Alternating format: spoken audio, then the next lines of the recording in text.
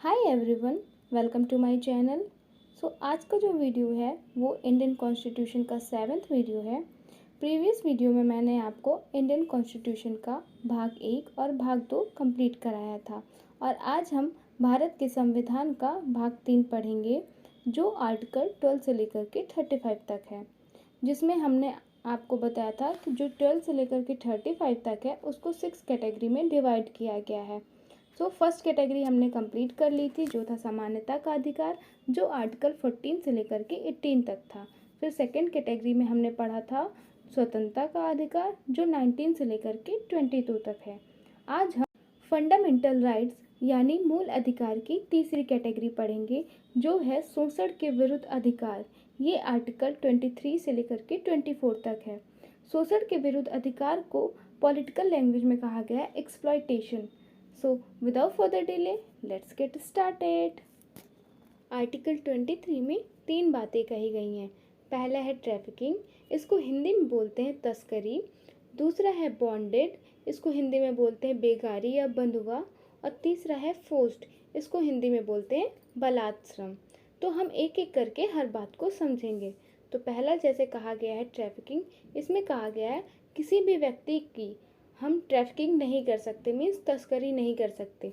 जैसे आपने कई बार देखा होगा छोटे छोटे बच्चे बस स्टैंड में या रेलवे स्टेशन में ऐसे भीख मांगते हैं, है ना।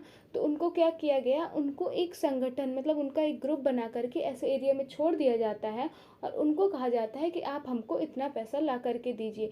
या फिर जैसे वैश्यावृत्ति हो गई कि छोटी छोटी लड़कियों को बाहर विदेश में भेज दिया जाता है, उनको बेच दिया जाता है, उनकी ट्रैफिकिंग। तो यही कहा गया है कि आप किसी भी व्यक्ति की ट्रैफिकिंग नहीं कर सकते। लेकिन आज हमारे देश में इतना करप्शन है, ये सब बहुत होता है जिसको संविधान ने साफ साफ गलत बताया है।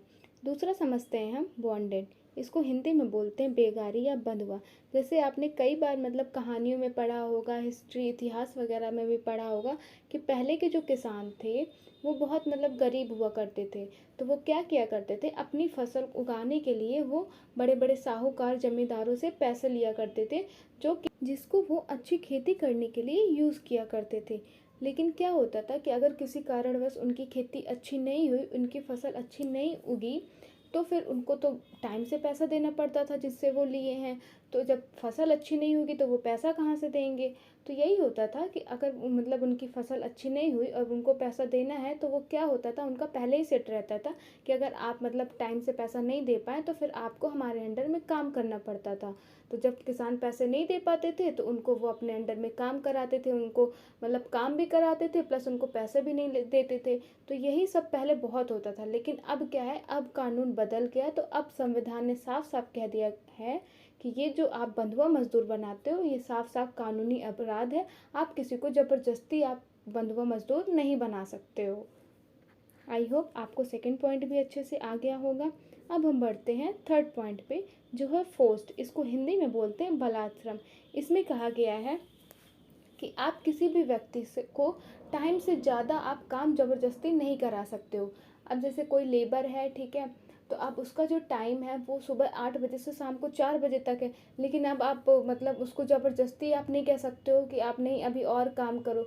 या फिर अगर किसी लेबर की मतलब तबीयत ख़राब हो जाती है, किसी कारणवश कोई इमरजेंसी आ गई और वो काम छोड़ कर के जाना चाहता है, तो अगर वो कहेगा कि आपका हमने आपको जितना काम किया आप उसका हमको पेमेंट दे दो, अब हम काम नहीं कर पाएंगे, तो कोई उससे फोर्सफुली काम नहीं करवा सकता है कि नहीं आपने मतलब अगर टाइम मतलब आपने दिया है हमारे काम को तो आप इसको पूरा कंप्लीट करके जाइए। तो कोई ज़बरदस्ती उनसे काम नहीं करवा सकता है, ठीक है। तो इसमें भी साफ साफ कानून ने बोला है कि ये जो आप ज़बरदस्ती काम कराते हो इसको भी अपराध कहा जाएगा।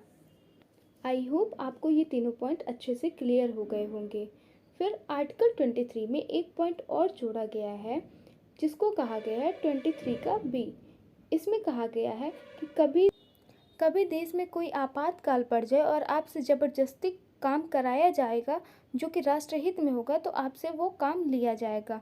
जैसे अभी कोरोना टाइम पे आप ले लीजिए, इसमें क्या हुआ था कि डॉक्टरों को कोई छुट्टियां नहीं दी गई थी, पुलिस कर्मियों को कोई छुट्टियां नहीं दी गई थी, क्योंकि कोविड टाइम में इन दोनों लोगों की बहुत ज़्यादा ज़रूरत थी। तो इनसे ज़बरदस्ती काम भी कराया गया, प्लस इनको छुट्टियां भी नहीं दी गई, प्लस इनकी सैलरी भी जो हुआ है वो कम करी गई, ठीक है। तो यही कहा गया है कि जब देश में कोई आपातकाल पड़ेगा तो आपसे ज़बरदस्ती काम करा सकते हैं। आई होप आपको आर्टिकल 23 अच्छे से आ गया होगा। अब हम बढ़ते हैं आर्टिकल 24 की तरफ। तो आर्टिकल 24 कहता है बाल नियोजन पर प्रतिबंध। इसमें कहा गया है 14 वर्ष से कम आयु के बच्चों को खतरनाक काम नहीं करा सकते हैं। जैसे फैक्ट्री, अब आपने देखा होगा बड़ी बड़ी फैक्ट्रियों में बहुत ज़्यादा बच्चे काम करते हैं जो कि 14 साल से कम उम्र के होते हैं। जैसे कालीन की फैक्ट्री हो गई, तो कालीन की फैक्ट्री में सबसे ज़्यादा यूज़ बच्चों का किया जाता है। और कई बार यूपीएससी में पूछा भी गया है कि सबसे ज़्यादा बच्चों का यूज किस कारखाने में किया जाता है, तो वो कालीन बनाने के कारखाने में सबसे ज़्यादा यूज़ बच्चों का किया जाता है। फिर आता है दूसरा माइंस, जहाँ खदान वगैरह होती हैं, आप वहाँ भी बच्चों को काम नहीं करा सकते हो, क्योंकि माइंस वाली जो फैक्ट्री होती है जहाँ खदान बनते हैं वहाँ पे कभी कभी विस्फोट हो जाता है जो मीथेन गैस के कारण होता है। तो कई बार यूपीएससी में क्वेश्चन में पूछा गया है कि खदान में विस्फोट किस गैस की वजह से होता है, तो वो है मीथेन गैस की वजह से। आई होप आपको ये दोनों क्लियर हो गया होगा। अब तीसरा है डेंजरस काम, मीन्स आप जैसे पटाखे की फैक्ट्री हो गई, तो आप इन सब जगहों में भी आप बच्चों से काम नहीं करा सकते हो। सो आई होप आपको आर्टिकल 23 एंड 24 समझ में आ गया होगा। नेक्स्ट वीडियो में हम इसके आगे की कैटेगरी पढ़ेंगे। I hope this will helpful for you. Please like, subscribe and share my video. Thanks for watching. तब तक के लिए राधे राधे।